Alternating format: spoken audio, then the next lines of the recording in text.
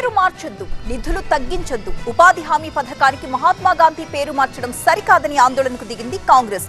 తక్షణమే ఈ నిర్ణయాన్ని ఉపసంహరించుకోవడంతో పాటు పథకానికి నిధుల కోత నిర్ణయాన్ని కూడా వెనక్కి తీసుకోవాలంటూ డిమాండ్ చేసింది.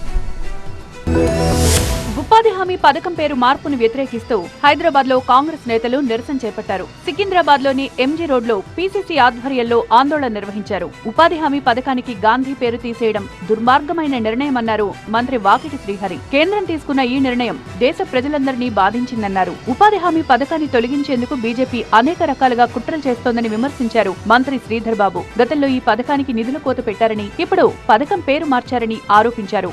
మహాత్మా గాంధీ లాంటి ఆ మహాత్ముని పేరును తొలగిస్తే రాబోయే కాలంలో మొత్తం ఈ జాతీయ ఉపాధి హామీ పథకాన్ని మొత్తం ఎత్తివేయాలనే ప్రయత్నంలో ఒక ఆలోచనతో, ఒక దురాలోచనతో ముందుకు పోతున్న తరుణంలో ప్రతి చిన్న విషయానికి ధర్నాలు చేసే బీఆర్ఎస్ పేదల పొట్టకొట్టే విధంగా కేంద్రం తీసుకున్న ఈ నిర్ణయాన్ని ఎందుకు నిరసించడం లేదని ప్రశ్నించారు మంత్రి జూపల్లి కృష్ణారావు. ఇది రాష్ట్ర ప్రజలందరికీ సంబంధించిన అంశమన్నారు. ఈనాడు ఇతర ప్రతిపక్షాల నాయకులు రకరకాల పార్టీలు ఉన్నాయి, ముఖ్యంగా బీఆర్ఎస్ పార్టీ అయిన దానికి కాని దానికి చిన్న చిన్న వాటికి ధర్నాలు చేస్తా ఉన్నారే. మరి ఈనాడు ఇంత కోట్లాది మంది ప్రజల పొట్టకొట్టండి ఈ కార్యక్రమం పైన ఎందుకు మీరు స్పందిస్తలేరు?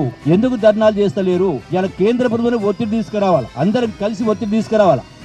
ఈనాడు ఇది ఒక కాంగ్రెస్ పార్టీకి సంబంధించింది కాదు, ఇది యావత్ తెలంగాణ ప్రజలకు సంబంధించినటువంటి అంశం. గాంధీ కుటుంబం పేరు చెప్తే భాజపా నేతల గుండెల్లో రైళ్లు పరిగెడతాయన్నారు టీపీసీసీ చీఫ్ మహేష్ గౌడ్. గాడ్సేని పూజించేవారు కాబట్టే గాంధీ పేరు తొలగించారని మండిపడ్డారు. గాంధీ కుటుంబాన్ని ధైర్యంగా ఎదుర్కొనే ధైర్యం మోదీ, అమిత్ షాకు లేదన్నారు. మన్రేగా నుంచి మహాత్మా గాంధీ పేరు తొలగింపుని వ్యతిరేకిస్తూ రాబోయే రోజుల్లో ప్రజల ఆశీర్వాదంతో కాంగ్రెస్ పార్టీ అధికారం రావడం ఖాయం. రాహుల్ గాంధీ గారి నేతృత్వంలో మళ్లీ మహాత్మా గాంధీని వెనక్కి తెచ్చుకుంటాం, వారి పేరు మళ్లీ పెట్టుకుంటామనే మాట కూడా సందర్భంగా మనవి చేస్తా ఉన్నాం. కులాల పేరిట, మతాల పేరిట రాజకీయాలు దీర్ఘకాలం సాగు.